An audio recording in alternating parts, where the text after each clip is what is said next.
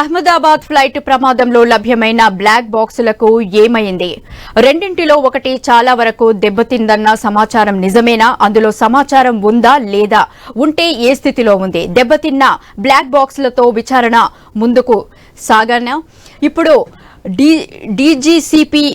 DGCA ఏం చెబుతోంది? విదేశాల్లో సమాచారాన్ని రికవరీ చేయవచ్చా అన్న ప్రశ్నలు ఇండియన్ ఎయిర్లైన్స్ అధికారులను ముప్పతిప్పలు పెడుతున్నాయి.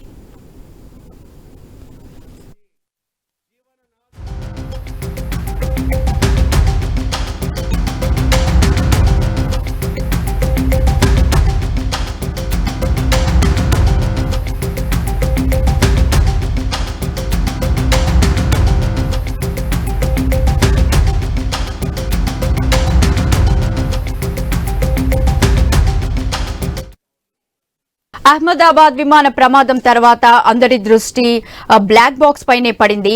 అయితే అలాంటిది ఇప్పుడు బ్లాక్ బాక్సులకు ఏమైందన్న దానిపై చర్చ సాగుతోంది. విమానంలో ఉండే 2 బ్లాక్ బాక్సుల్లో ఒకటి తీవ్రంగా దెబ్బతిన్నట్లు తెలుస్తోంది, మరొకటి మాత్రం స్వల్పంగానే పాడైనట్లు సమాచారం. అయితే దెబ్బతిన్న బ్లాక్ బాక్స్ లోని సమాచారం ఎంతవరకు క్షేమంగా ఉందన్నదే ఇప్పుడు పెద్ద మిస్టరీగా మారింది.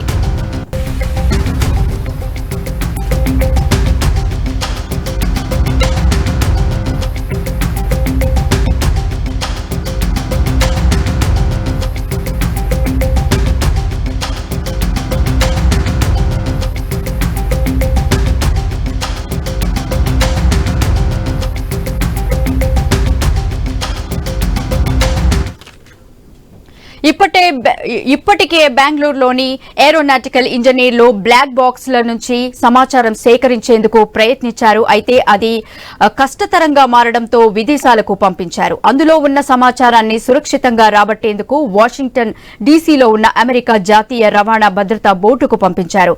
ఆ బోర్డు వారిచ్చే సమాచారమే కీలకంగా మారనుంది.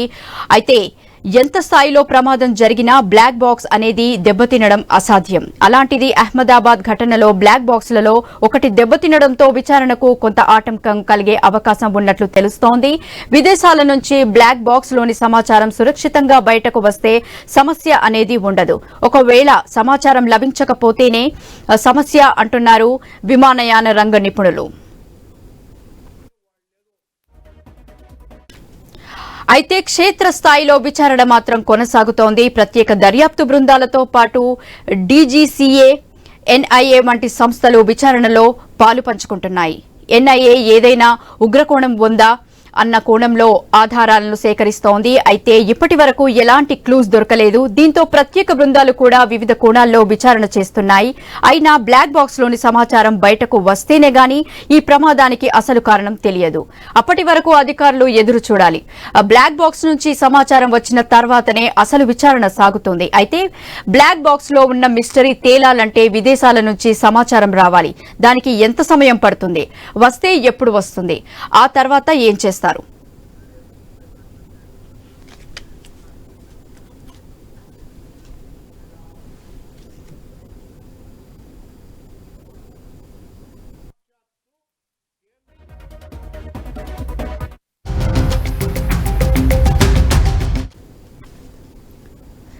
ఇక దీనిపై మరిన్ని అప్డేట్స్ మా ఇన్పుట్ ఎడిటర్ శ్రీకాంత్ అందిస్తారు. Over to you Srikanth.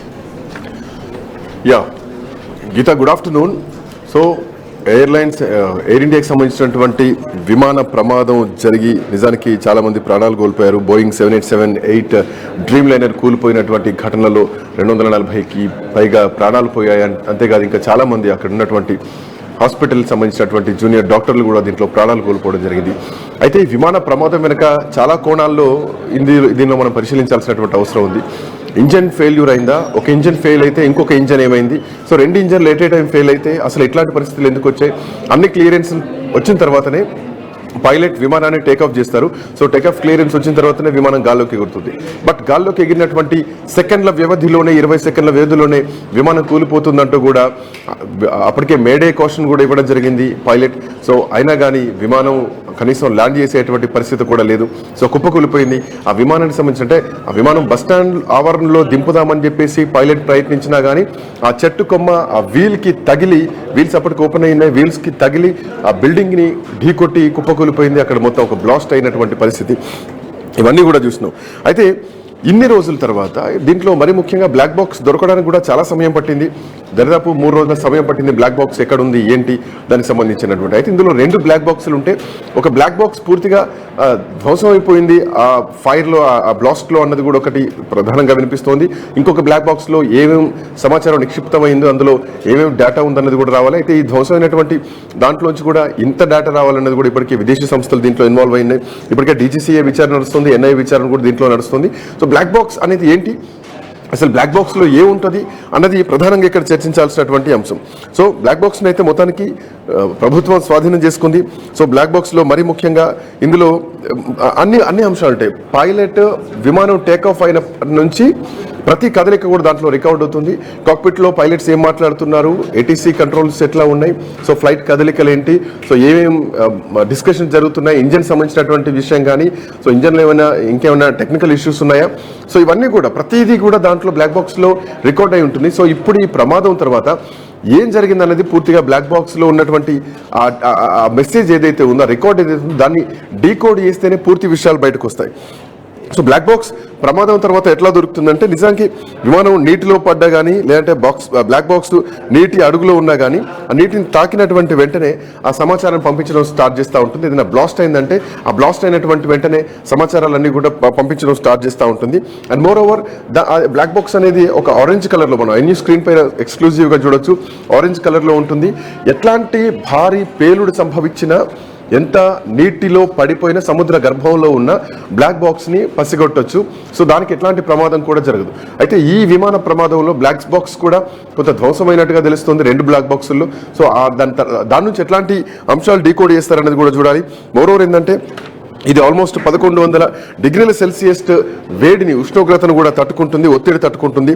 అంతేకాదు 14,000 అడుగుల నీటి లోపల పడ్డా కానీ సంకేతాలని మనకు పంపిస్తూ ఉంటుంది. సో అట్లాంటిది 1100 డిగ్రీల సెల్సియస్ని తట్టుకోగలిగేటువంటి బ్లాక్ బాక్స్ ఆల్మోస్ట్ ఫుల్ ట్యాంక్తో ఉంది. 120,000 టన్స్ ఫ్యూయల్తో ఉంది ఈ విమానం, ఎయిర్ ఇండియాకి సంబంధించినటువంటి బోయింగ్ 787-8 డ్రీమ్ లైనర్. సో ఇందులో ఇది బ్లాస్ట్ అయినప్పుడు ఆల్మోస్ట్ 1000 ఉష్ణోగ్రతల వేడిని బయటికి తీసుకొచ్చింది. అంటే ఒక భారీ విస్ఫోటనం. సో అంతటి విస్ఫోటనాన్ని కూడా తట్టుకుంది. సో దీంట్లోంచి డీకోడ్ చేస్తే ఏ అంశాలు బయటకు వస్తాయనేది మాత్రం ప్రధానంగా చూడాలి.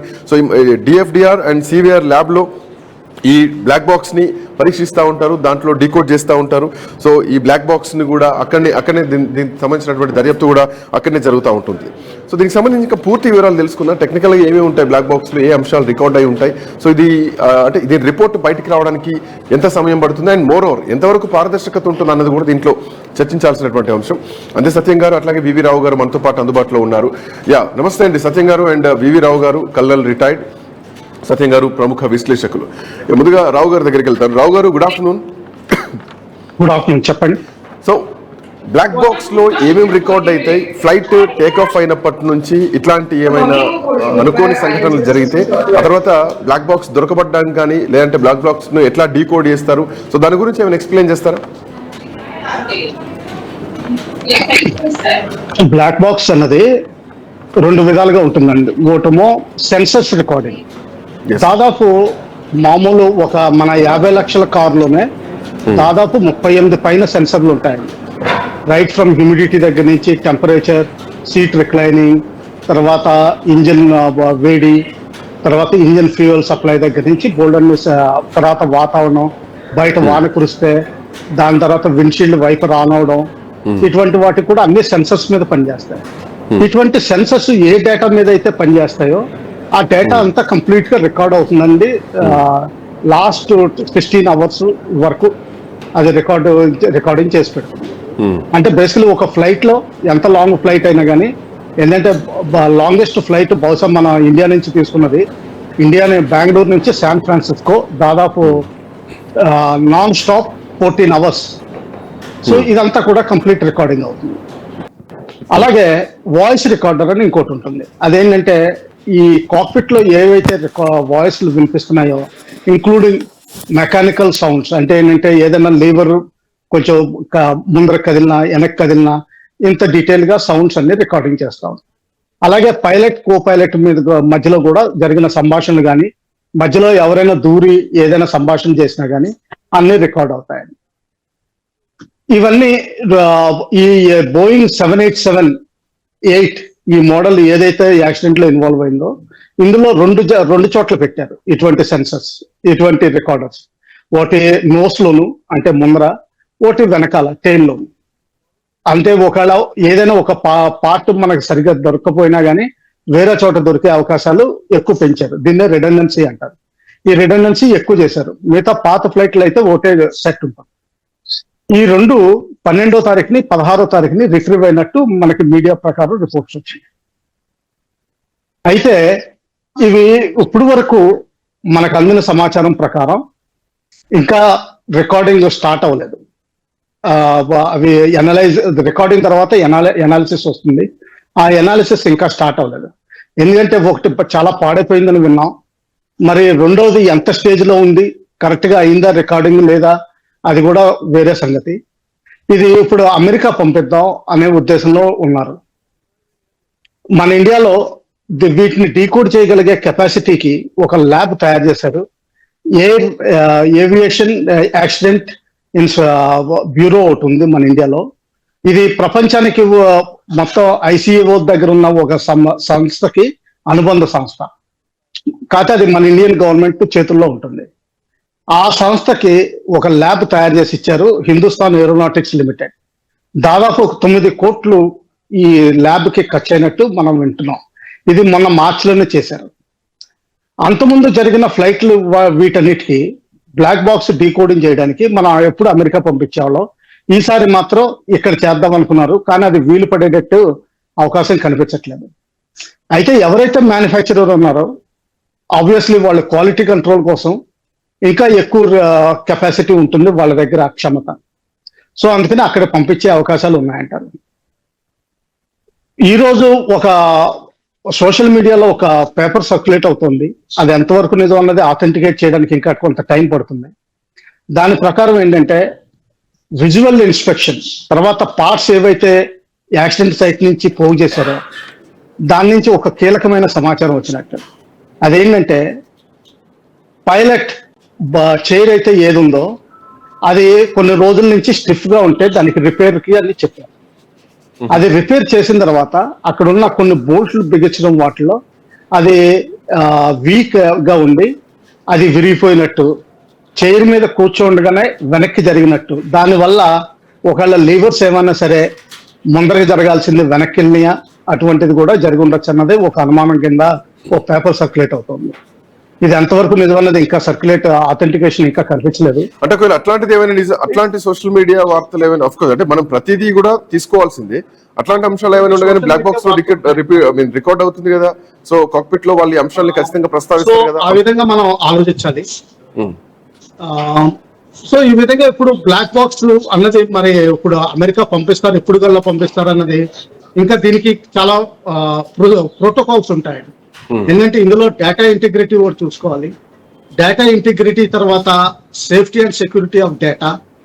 లాస్ట్ టైం మన ఒక బ్లాక్ బాక్స్ కోజికోడ్ లో అయిన ఇన్సిడెంట్ కి బ్లాక్ బాక్స్ అక్కడికి వెళ్ళినప్పుడు కొన్ని రిపోర్ట్స్ ఏమొచ్చినాయి అంటే దాదాపు మన ఇండియన్ అంబాసిడర్ వినిపిస్తుంది సార్ వినిపిస్తుంది.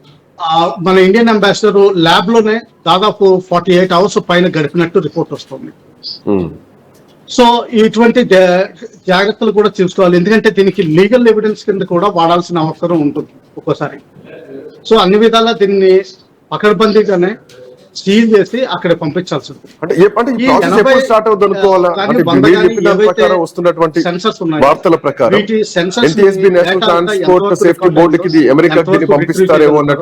అది చూడాల్సిన అవసరం. నా వాయిస్ నాకు రిపీట్ వస్తుంది చూడండి. చెప్పండి. రావు గారు వినిపిస్తుందా? వినిపిస్తుంది. సో అంటే ఇప్పుడు ఈ ప్రాసెస్ ఇంకెంతకాలం పట్టొచ్చు, మనకి రిపోర్ట్ రావడానికి ఎంత టైం పట్టొచ్చు? ఎందుకంటే ఒక జరిగింది పెద్ద ప్రమాదం అండ్ దీనిపైన చాలా రకాల పొలిటికల్ ఒత్తిళ్లు ఉంటాయి. గతంలో కూడా బ్లాక్ బాక్స్ సంబంధించినటువంటి రిపోర్టు ఆన్ టైం కు రాకపోవడాలు, ఒకవేళ వచ్చినా గానీ పారదర్శక లేకపోవడాలు, ఆ కంపెనీ ఎయిర్లైన్స్ సంబంధించినటువంటి కంపెనీ ఒత్తిళ్లు, ఇవన్నీ కూడా చాలా సందర్భాల్లో విన్నాం. బట్ ఈ జరిగినటువంటి ప్రమాదంలో ఇప్పుడు దేశం మొత్తం కూడా ఒక అలర్ట్ గా అంటే ఉధృతాంతంగా ఉన్నటువంటి పరిస్థితి, ఉద్వేగంగా ఉంది. వరుస ఘటనలు దేశాన్ని ఇబ్బంది పెడుతున్నాయి. ఆపరేషన్ సింధూర్ కానీ ఒక ఎమోషనల్ గా ఉన్నటువంటి టైంలోనే మళ్ళీ ఎయిర్లైన్స్ సంబంధించినటువంటి ఇండియన్ ఎయిర్లైన్స్ సంబంధించినటువంటి ఫ్లైట్ కూలిపోవడం.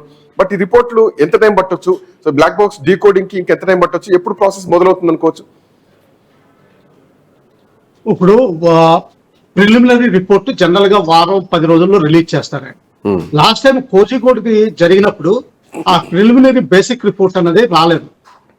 ఇక మిగతాది ఇనిషియల్ రిపోర్ట్ అన్నది జూలై 31 కల్లా రిపోర్ట్ ఇస్తామని చెప్పి చెప్తున్నారు అన్నమాట. ఇంకా దీని తర్వాత డీటెయిల్డ్ రిపోర్ట్ అంటారా దాదాపు సంవత్సరం పట్టే అవకాశం ఉంది. ఎందుకంటే బోయింగ్ దగ్గర బోల్డ్ అంత డేటా ఉంటుంది. ప్రపంచంలో ఎక్కడ ఏది జరిగినా గానీ వాటి బ్లాక్ బాక్స్ డీకోడింగ్, దాని అనాలిటికల్ రిపోర్ట్స్ అన్ని బోయింగ్ దగ్గర ఉంటాయి. అలాగే ఇంటర్నేషనల్ ఆర్గనైజేషన్స్ ఏవైతే ఉన్నాయో ఏవియేషన్ సేఫ్టీ మీద వాళ్ళ దగ్గర కూడా ఉంటుంది. వాటిని అన్నింటినీ పూర్తిగా అనలైజ్ చేసి కానీ ఫుల్ రిపోర్ట్ 1 year కానీ రాదండి. ఇంకా ఇప్పుడు ఇనిషియల్ రిపోర్ట్ అంటారా already 7 days 8 days 5 days 6 days అయిపోయింది సెకండరీ రికార్డర్ దొరికిన తర్వాత కూడా. సో ఇప్పుడు అమెరికా ఎన్ని రోజుల్లో పంపించగలుగుతారు? దాని తర్వాత ఇనిషియల్ రిపోర్ట్ నేను అనుకోవడం బహుశా కనీసం 14 రోజులు పట్టే అవకాశం ఉందండి. ఈ రోజు నుంచి ఇనిషియల్ రిపోర్ట్ వచ్చే అవకాశం జూలై 5th 7th ఆ టైంలో వచ్చే అవకాశం మనం ఊహించుకోవచ్చు. చెప్పండి. One second. సత్యం గారు నమస్తే అండి, గుడ్ ఆఫ్టర్నూన్. నమస్తే. ఇందాక కోజికోడ్ సంబంధించినటువంటి ఎయిర్ క్రాష్ గురించి కూడా వివిరావు గారు ఒక ప్రస్తావన తీసుకురావడం జరిగింది. సో ఇట్లాంటి ఘోరమైనటువంటి సంఘటనలు ప్రమాదాలు జరిగినప్పుడు సాంకేతికంగా నిజాలు బయటపడ్డాయా? డీజీసీఏ నిజంగా ఆ నిజాలన్నీ బయట పెట్టిందా? సో ఇప్పుడు జరుగుతున్నటువంటి ఈ బ్లాక్ బాక్స్ పైన జరిగేటువంటి విచారణ కానీ లేకపోతే దీనిపైన జరగబోతున్నటువంటి డీకోడ్ కానీ పూర్తి వివరాలు బయటికి తీసుకొచ్చేటువంటి అవకాశాలు కనిపిస్తున్నాయా? మరోవర్ ఏంటంటే ఇందాక కోజికోడ్ విషయంలో కూడా అంతర్జాతీయ విమానయాన సంస్థల వెనకాలనే కొన్ని నిజాలు దాగున్నాయా? సో ఎట్లా చూడొచ్చు ఈ పాయింట్స్ ని రానున్న కాలంలో? మనం ఇండియన్ ఎయిర్లైన్స్ పూర్తిగా పబ్లిక్ సెక్టార్ లో ఉన్నప్పుడు ఇది గవర్నమెంట్ ఇన్ఎఫిషియన్సీ అని ఆరోపణలు చేసేవాళ్ళు. కానీ టాటా టేక్ ఓవర్ చేసిన తర్వాత ఇండియన్ ఎయిర్లైన్స్ ని సాధారణంగా టాటాకు ఉన్నటువంటి క్రెడిబిలిటీ తోటి మనం ఏమనుకుంటామంటే ఇన్స్టిట్యూషనల్ చేంజెస్ అంటే మెకానిజం కానీ లేకపోతే పర్ఫెక్షన్ కానీ లేకపోతే చెక్కింగ్ కానీ ఇవన్నీ కూడా టాటా సంస్థలకు ఉన్నటువంటి క్రెడిబిలిటీ తోటి అంత పర్ఫెక్ట్ గా ఉన్నాయి అని అనుకుంటాం. ఇప్పుడు ఇది యాక్సిడెంట్ అయిన తర్వాత ఇప్పటికే ఒక 12 నుంచి 14 ఫ్లైట్లకు ఈ ఆస్పెక్ట్ లో చెకింగ్ చేశారని చెప్పేసి వార్తలు వచ్చాయి. ఏదేమైనా ఇవాళ మనకు ప్రిలిమినరీగా వచ్చేటువంటిది ఏది మన పైలట్ చైర్ లో వచ్చినటువంటి రిపేర్సే దీనికి ప్రాథమికంగా ట్రబుల్స్ స్టార్ట్ అయినాయి అని చెప్పేసి అంటా ఉన్నారు. అది ఎంతవరకు నిజం తెలియదు. అట్లాగే కాక్పిట్ వాయిస్ రికార్డర్ లో దాంట్లో జరిగినటువంటి అన్ని కూడా రికార్డు ఉంటుంది. ఇవన్నీ వచ్చే వరకల్లా సరే ప్రిలిమినరీ రిపోర్ట్ జూలై 30కి రావాలి. తర్వాత ఈ బ్లాక్ బాక్స్ ఓపెన్ చేసి చెడిపోయింది బాగున్నది అన్నిటి నుంచి వచ్చే వరకల్లా మరి 1 year పడుతుందా 11 months పడుతుందా అనేది ఇప్పుడే మనం చెప్పలేము. కానీ ఏదేమైనా ఒకటి ఈ ఇన్సిడెంట్ తర్వాత ఒక ఇంటర్నేషనల్ వర్క్ షాప్ జరగబోతుంది. ఏవియేషన్స్ డిపార్ట్మెంట్ నుంచి ఉన్నటువంటి సెక్యూరిటీకి సంబంధించినటువంటి వర్క్ షాప్ వరల్డ్ వైడ్ గా ఇంటర్నేషనల్ వర్క్ షాప్ జరుపుతామంటున్నారు. అది జరిపి వీటిలలో ఇంకా పర్ఫెక్షన్ వచ్చేటట్టుగా చేంజెస్ తీసుకురావడం అవసరం.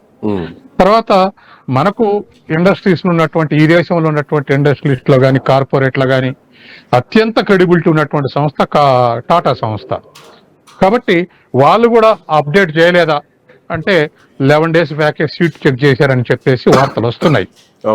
అయినప్పటికీ కూడా ఇంకా అందులో లోపాలు ఉండటం వల్లనే పైలట్ ఇన్ఎఫిషియెంట్ గా మారాడు అనేటువంటిది మనం అనుకుంటున్నటువంటి ముచ్చట.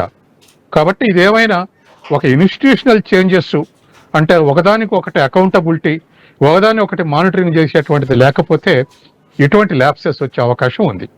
కాబట్టి ఈ ల్యాప్సెస్ చేయకుండా అంటే నిరంతరం మానిటరింగ్ అవసరం. ఇవాళ ఆర్టీసీ బస్ యాక్సిడెంట్ అయితేనే డిపోలో చెక్ చేశారు లేదా అని చెప్పేసి మనకి ఎమ్మటే రిపోర్ట్స్ వస్తూ ఉంటాయి. కాబట్టి ఇవాళ అటువంటి విషయాల్ని ఇవాళ మరి చెక్ చేసుకోవాల్సినటువంటి అవసరం ఉంది. ఎందుకంటే ట్రాన్స్పరెన్సీ మిస్ అవుతోంది. ఇందాక మాట్లాడుకున్నాం మంగళూరు ఎయిర్ క్రాష్ కానీ లేదంటే కోజికోడ్ ఎయిర్ క్రాష్ విషయంలో కూడా మన చర్చలో ప్రస్తావనకు వచ్చినప్పుడు మంగళూరు విషయంలో ఐ థింక్ సో 2010లో ఈ క్రాష్ జరిగింది. సో అప్పుడు పైలట్ తప్పిదం అని చెప్పేసి ఇచ్చింది రిపోర్ట్ బ్లాక్ బాక్స్ లో ఉన్నది. బట్ దాంట్లో రన్వే విజిబిలిటీ గురించి ఏటీసీకి ఇచ్చినటువంటి సమాచారం గురించి డీజీసీఏ బయట పెట్టలేదు ఒకటి. సో అక్కడ చాలా ప్రాబ్లమ్స్ కూడా ఉన్నాయి. రన్వే విజిబిలిటీ లేదు, ఏటీసీ కమ్యూనికేషన్ కూడా సరిగ్గా లేదు. సో అవన్నీ కరెక్ట్ గా ఉన్నాయా లేదా ఈ అంశాన్ని కూడా ఆ రోజు డీజీసీఏ బయట పెట్టలేదు. సో ఇట్లాంటి ప్రమాదాలు జరిగినప్పుడు డీజీసీఏ పారదర్శకంగా ఉందా, అన్ని పబ్లిక్ కోణంలో ఎందుకు పెట్టట్లేదు? సో పబ్లిక్ లో పెట్టాల్సినటువంటి అవసరం ఉంది, పబ్లిక్ డొమైన్ లో. సో ఎందుకు కొన్ని విషయాలు దాచేయాల్సినటువంటి పరిస్థితి వస్తుంది అన్నది కూడా ఒక వాదన బలంగా వినిపిస్తుంది. ఎస్, అందుకని ఇప్పుడు మన దేశంలో ఉన్నటువంటి ఫైనల్ అథారిటీ ఏది దీనికి ఇప్పుడు ఎంక్వైరీ చేయడానికి ఏఐబి ఉంది, కానీ పర్మిషన్స్ ఇవ్వడానికి డిసిసిఏ ఉన్నది. కాబట్టి అది అకౌంటబుల్ అన్నిటికి కూడా జరిగేటువంటి విషయాలకు. వాళ్ళు ట్రాన్స్పరెంట్ గా ఉంటేనే ప్రజలకు నమ్మకం కలుగుద్ది ఫ్లైట్స్ మీద. లేకపోతే ఇప్పుడు ఈ మధ్యనే మనకు కరోనా తర్వాత మరి ఎయిర్ పబ్లిక్ పెరిగింది, అంతేకాదు తర్వాత లాభాల్లో కూడా వచ్చాయి. గత 4-5 ఏళ్లుగా నష్టాలు ఉన్నాయి. దరిదాపు ఇండిగో లాంటి సంస్థ కూడా మూసేయాల్సినటువంటి పరిస్థితికి రాబోతుంది. ఇప్పటికే స్పైస్ జెట్ డిస్కరేజింగ్ సిచ్యువేషన్ లో ఉంది. ఇటువంటి సిచ్యువేషన్ లో ఇండియన్ ఎయిర్లైన్స్ ని ఎందుకు కొంటున్నారు టాటా అని కూడా అనుకున్నారు. కానీ ఇప్పుడు ఆఫ్టర్ సమ్ టైం ఒక 3-4 ఏళ్ళు అయిన తర్వాత ఇవాళ పబ్లిక్ పెరిగింది, తర్వాత లాభాలు వచ్చే దశ కూడా ఉంది. నిన్న మొన్న మనకు ఎకనామిక్ టైమ్స్ లో, తర్వాత బిజినెస్ లైన్ పత్రికల్లో ఇండిగో ప్లస్ లోకి వచ్చింది, పాజిటివ్ లోకి వచ్చింది. దరిదాపు ఒక 3,000 కోట్లు 1 క్వార్టర్కు లాభాలు వచ్చినాయి. కాబట్టి ఉద్యోగస్తులకు కూడా జీతాలు పెంచబోతున్నారు లేదా బోనస్ ఇవ్వబోతున్నారు అని చెప్పేసి నేను న్యూస్ చదివాను ఎకనామిక్ డైలీస్ లో. కాబట్టి ఇటువంటి స్థితిలో అంటే ఎంకరేజింగ్ సిచ్యువేషన్ లో ఇటువంటి ఇన్సిడెంట్ జరిగితే ఏరో పబ్లిక్ తగ్గిపోద్ది, మళ్ళీ కాన్ఫిడెన్స్ పోద్ది. కాబట్టి ఇవాళ ఉన్నటువంటి పరిస్థితుల్లో అటువంటి కాన్ఫిడెన్స్ ని నిలబెడితేనే పబ్లిక్ ట్రాన్స్పోర్ట్ పెరుగుతుంది. కాబట్టి ఆ ఆస్పెక్ట్ ఆలోచించి ఇప్పటికైనా డిసిజిఏ అకౌంటబిలిటీ ఉండాలి, తర్వాత ఓపెన్ మైండ్ తోటి ఉండాలి, ట్రాన్స్పరెన్సీ. సత్యం గారు, ఎయిర్ ఇండియా 855 నుంచి ఏదైతే మనం మంగళూరు ఎగ్జాంపుల్ తోటే మాట్లాడుతున్నాం, ఆ రోజు నుంచి ఇప్పుడు డ్రీమ్ లైనర్ వరకు జరిగినటువంటి క్రాషెస్ లో డీజీసీఏ ఎక్కడైనా పూర్తి రిపోర్ట్ బయట పెట్టిందా ఇప్పటి వరకు? ఇప్పటి వరకు కేవలం అండి దరిదాపు ఒక 3 months గానే ఎవరి కాలే మర్చిపోతున్నారు. ప్రభుత్వం మర్చిపోతుంది, అడిగే ప్రజలు మర్చిపోతారు, ప్రశ్నించాలే మీడియా మర్చిపోతుంది 3 months కాగానే. ఇక 1 year లాంగ్ టైం అంటే అందరూ మర్చిపోతారు. కాబట్టి ముందుకొచ్చి ఇది కారణం అని చెప్పినా దాని ఎఫెక్ట్ ఉండట్లేదు. అది చెప్పటం లేదు, చెప్పిన ఎఫెక్ట్ ఉండట్లేదు, ఎవరు పెద్ద పట్టించుకోవట్లేదు. ఏదో ఇది ఏడాది కింద జరిగిన ఇన్సిడెంట్ గా అనుకుంటారు. కాబట్టి ఏదేమైనా ఎప్పటికప్పుడు డిసిజి అకౌంటబిలిటీ ఉండి ట్రాన్స్పరెన్సీ మెయింటైన్ చేస్తే ఏరో పబ్లిక్ కు కాన్ఫిడెన్స్ బిల్డప్ అవుతుంది. నమ్మకం లేకపోతే ఈ పబ్లిక్ ట్రాన్స్పోర్ట్ ని వినియోగించుకునే అవకాశం లేదు. దాంతో మొబిలిటీ తగ్గుతుంది, దాంతో బిజినెస్ తగ్గుతుంది, దాంతో మొత్తం ఇన్కమే తగ్గే అవకాశం ఉంది. ఇప్పుడు మంచి ఎంకరేజింగ్ సిచ్యువేషన్ లో ఉంది ఎయిర్లైన్స్. ఎంకరేజింగ్ సిచ్యువేషన్ లో ఇటువంటిది జరిగినప్పుడు ఖచ్చితంగా ఇమీడియట్ గా రెస్పాండ్ కావాలి. సత్యం గారు, ఆర్టీఐ వేస్తే ఏమైనా పూర్తి రిపోర్ట్ బయటకు వస్తుందా? ఇంతవరకు అయితే వేసినట్టు ఆఫ్ కోర్స్ వేసిన సందర్భాలు ఉన్నాయి, బట్ వేసినా గానీ పూర్తి విచారణకు సంబంధించినటువంటి అంశాలు ఏది బయట పెట్టలేదు. ఎస్, అందుకని ఇవాళ ఇనిషియల్ రిపోర్ట్ అన్నా రావాలి. ఏదో మరి పబ్లిక్ డొమైన్ లో పెట్టకుండా ఉంటే ఆ తర్వాత ఇవి ఇతర మీడియాలో రావటం, వాటిని చదువుకోవటం, ఇది కరెక్ట్ గా దాని మీద డిస్కస్ చేయటం, ఇవన్నీ తర్వాత దాని మీద పబ్లిక్ ఒపీనియన్ బిల్డప్ కావటం, ఇదంతా నా ఎయిర్లైన్స్ కు నష్టం జరుగుద్ది. కాబట్టి ఓపెన్ మైండ్ తోటి టాటా మేనేజ్మెంట్ బయటకు వస్తుందా, లేకపోతే డిసిజిఏ అకౌంటబిలిటీ ఉండి టాటా ఏజెన్సీ తోటి వాళ్ళ మెయింటెనెన్స్ తోటి బయట పెట్టిస్తుందా, లేకపోతే జరిగిన ఇన్సిడెంట్స్ మీద ఇప్పటికి ఎన్ఐఏ కానీ లేకపోతే ఏఐబి కానీ ఎంక్వైరీ చేస్తుంది, వాళ్ళు ఇనిషియల్ రిపోర్ట్ బయట పెడతారా? ఏదో ఒకటి మొత్తం మీద పబ్లిక్ కాన్ఫిడెన్స్ ని బిల్డప్ చేసే విధంగా ఓపెన్నెస్ ఉండాలి, లేకపోతే కష్టం అయింది. రావు గారు, పబ్లిక్ కి కాన్ఫిడెన్స్ ఇవ్వాల్సిన అవసరం ఉంది. ఎందుకంటే విమాన ప్రమాదం జరిగిన తర్వాత అదే విమానాశ్రయంలో ఉన్నటువంటి ప్రజల పరిస్థితిని మనం అర్థం చేసుకోవచ్చు. బట్ డీజీసీ ఎంతవరకు పారదర్శకంగా ఉంటది అన్నదే ఇప్పటివరకు మనం చేస్తున్నటువంటి చర్చ.